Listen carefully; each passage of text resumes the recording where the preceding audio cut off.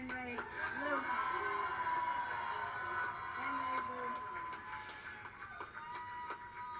And I want to acknowledge my two grandsons, Thomas and Paul,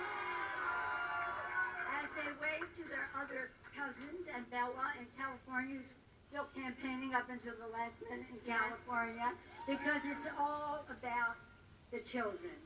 I want to, before I thank all of you more fully, thank my colleagues and acknowledge their leadership and their presence here.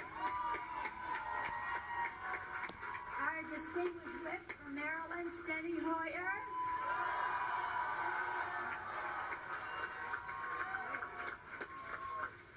The assistant leader, Mr. Clyburn of South Carolina. Also, let's assume they're all distinguished. Bobby Scott of Virginia. Anna Eshoo of California. D.K. Butterfield of North Carolina. Barbara Lee of California. Henry Cuellar of Texas. Karen Bass of California. Don Beyer of Virginia.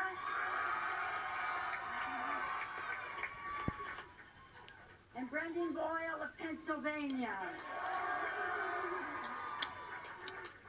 We all join in thanking all of you. Many of you are our VIPs, our real VIPs, our volunteers in politics.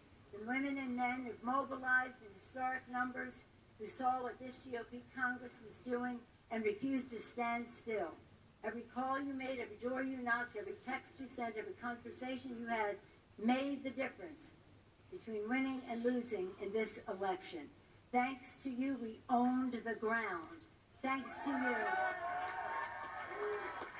Thanks to you, tomorrow will be a new day in America. Remember this feeling, know the power to win. And almost all congratulations to those dynamic, diverse, incredible candidates who have taken back the House for the American people. Let us salute all of our candidates.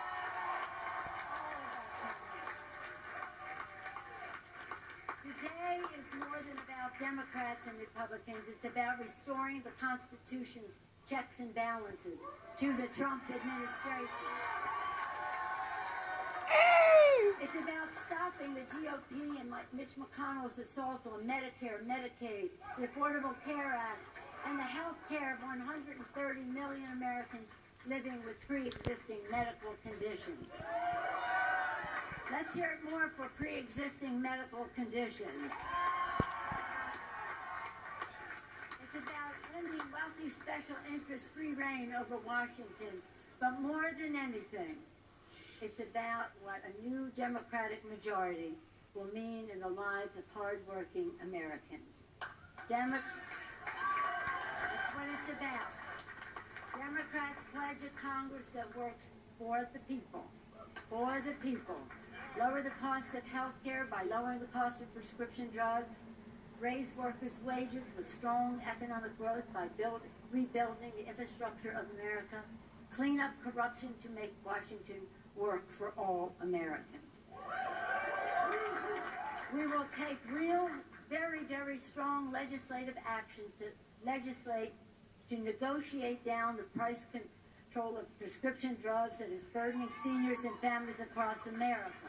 We will deliver a transformational investment in America's infrastructure to create more good-paying jobs, rebuilding our roads, bridges, schools, water systems, broadband networks, and schools and housing, and beyond. We will drain the swamp of dark interest money in our elections, because when we do, Americans have greater confidence in everything their Congress works on, from health care to taxes to guns to clean air and clean water for our children, when they know that the people's interest will prevail, not the dark special interest.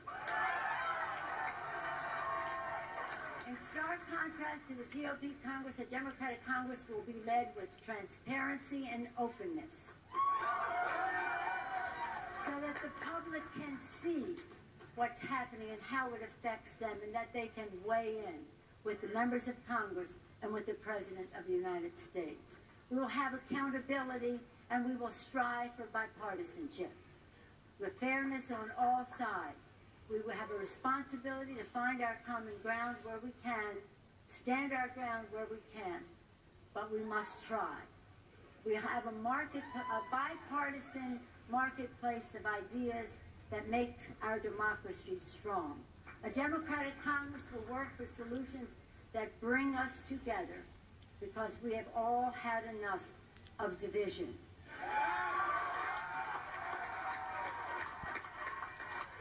The American people want peace. They want results. They want us to work for positive results for their lives. Our founders believed in a principle that they knew must guide our nation. First, in our Declaration, they promised life, liberty, and the pursuit of happiness. But they gave us guidance, e pluribus unum, from any one. The founders could never have imagined how vast our country would become, how many we would be, how different we would be from each other. But they knew we had to be one. Unity. Unity for our country. And that today the American people have spoken to restore that vision.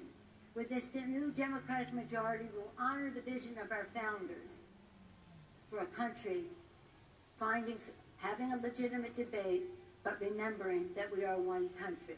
We'll honor the sacrifices of our men and women in uniform and their families who have made us the land of the free and the home of the brave.